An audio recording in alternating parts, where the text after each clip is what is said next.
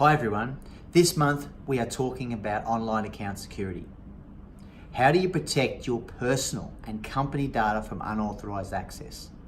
There are simple methods to extend your security that require little effort, yet many still fail to use them. Multifactor Authentication, or MFA for short, is one of these. Simply, it's an extra layer of security for your online accounts. A simple method for proving that you have authority to access the information you are requesting.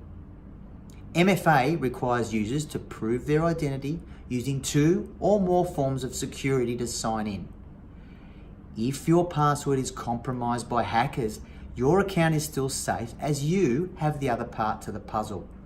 For example, you can combine your regular password and an SMS message, or an app on your mobile that generates a random code that must be entered for access.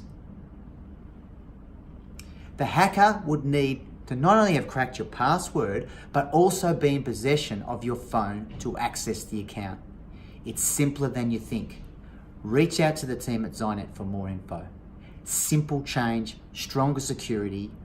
See you next month.